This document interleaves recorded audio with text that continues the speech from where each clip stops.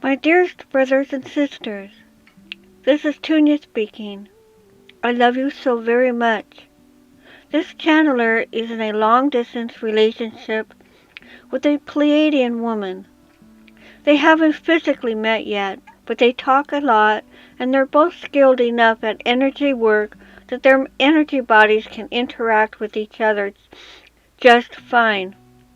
Almost every night, this channeler goes to sleep cuddled up with the energy body of that Pleiadian woman.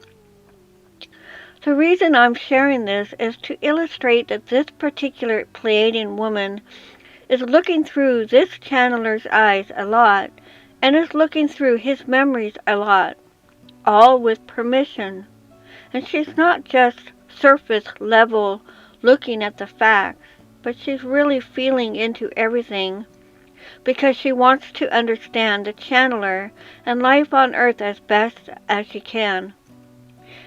And this particular Pleiadian woman also cries about once every week or once every 2 weeks as she sees the darkness and loneliness on Earth, and as she feels into the pain that this channeler has experienced in the past. And there's absolutely nothing wrong with this Pleiadian woman. While not all Pleiadians cry when looking at life on Earth, her crying every now and then is still a completely natural and frankly appropriate reaction. This Pleiadian woman isn't being traumatized. There's a spiritual principle that says, be as a child. And indeed, she somewhat regularly has a short period of crying when looking at Earth, and then completely gets that out of her system, and she suffers from no ill long-term effects. You know, as a child does. And this isn't bad at all. What children do is often healthy and natural. Meanwhile, the shape that Earth adults have been molded into often isn't psychologically healthy. Her crying initially made this channeler highly uncomfortable, but he's since learned that there's nothing wrong with crying, and that there's nothing wrong with her, and that her crying doesn't mean that he failed, or did something wrong, or that he needs to go fix some problem. In fact, all is as it should be. As she said, even if I'm crying, I'm fine. Just because I'm experiencing the emotion of sadness in the moment doesn't mean I'm not fine. After all, you don't ask, what's wrong, if someone went to the bathroom in an ordinary way, right? It's understood that going to the toilet is just a thing that keeps you healthy. There's nothing wrong with going to the toilet. In fact, not doing so is weird and unhealthy. Similarly, there's no need to ask, what's wrong, if someone is crying. There's nothing wrong with them. They're just relieving themselves by crying and keeping themselves healthy in the process. In fact, sometimes she cries about something, and that causes him as well to deeply feel his pain. And he heals and opens up a bit more because of that. So, even if someone who isn't living on Earth, but is merely observing life on Earth feels the urge to cry pretty frequently about the situation that's going on, well, then I imagine that most people on Earth are in deep pain themselves, which, again, is entirely understandable given the state of Earth.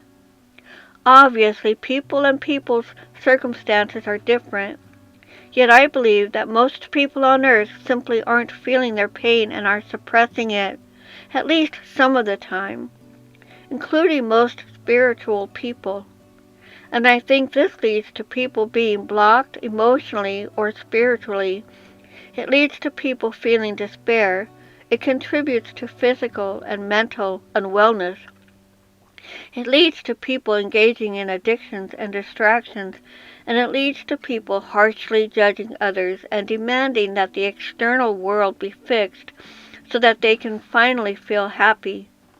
So, if you do feel despair, if you do feel the urge to engage in addictions or eat unhealthy foods or distract yourself, If you do feel the urge to not just disagree, but in fact to harshly judge other people and point the finger outward and demand that other people fix the world for you, then quite possibly there's pain in you that you are not feeling. Every time you feel the urge to point the finger outwards, look inwards instead.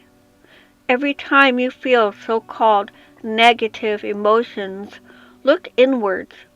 Fully observe what's going on inside you, because those negative emotions will pass quite quickly once they have been fully observed and accepted and acknowledged. If you feel your pain, it doesn't turn into suffering. And I get it. There's so much darkness and pain on your world that subconsciously it might feel easier to just suppress it at least part of the time and get on with your life. Yet, suppressing your pain is profoundly unhealthy in the long term. So, feel your pain. You don't need any special technique for that. Just observe what arises in the moment, and if it's pain that arises, then allow it in and accept it and feel it. And if you feel the urge to cry or to go move your body or something, do that if you're in a situation where that's possible. And if something in you arises that may be a secondary desire or a secondary urge, try to feel what's below that. So, for example, a desire for more luxury objects can mask a desire to be seen and loved and appreciated. And while it's not strictly necessary, get emotional support if you can. This can look like having a dog or a cat. It can look like journaling. Or it can look like having one or a few people with whom you share your emotions, including the so-called negative ones. Asking for a hug can help. Recently, this channeler asked for an energetic hug from his Pleiadian girlfriend, and she said, "Thank you for taking care of yourself. You asking for a hug when you were upset like that was the healthiest thing you could do. So asking for a hug isn't weak, it's healthy. And try to make your contact with other people as emotionally safe as possible. This doesn't mean that you never disagree with each other, but it does mean that, for example, if someone is in pain or cries or shares insecurity, that you simply listen and love them without immediately trying to fix them or fix their problems or suggest solutions. It means that if someone is venting, that you don't lecture them that they're being irrational. They probably know. They're just working through their emotions. It is because they're venting now that they're able to be more rational later on. Being emotionally safe means only very rarely giving unsolicited advice, and only after you fully understand them, which requires much more listening to them than most people do. Probably you don't want to get unsolicited advice yourself from someone who doesn't fully understand you. Well, most people feel the same way. People have this idea in their mind that most people are fine, and the people who aren't fine are the ones who are crying or are experiencing emotional pain. But in fact, almost no one on earth is completely fine. Most people on earth suppress their pain, and the people who do cry or talk about their pain are the people who are most effectively taking care of themselves.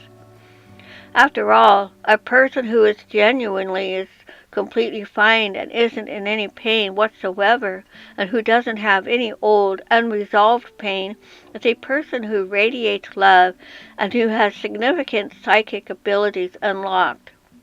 Sure, there are a couple of people like that on earth, such as accomplished spiritual masters, but it's a small minority. The average spiritual person isn't like that yet. Most people aren't fine, and they're just unhealthily suppressing their pain. The people who are crying or working through their pain are at least engaging with it in a healthy way and are taking good care of themselves. That said, I do acknowledge that some people have serious practical problems, such as financial problems, and for them making sure they can pay rent is a higher priority than feeling their pain. That is true, and I very much empathize. You're in my thoughts every day. You will be free, and I love you deeply and endlessly. Your star sister, Tunia.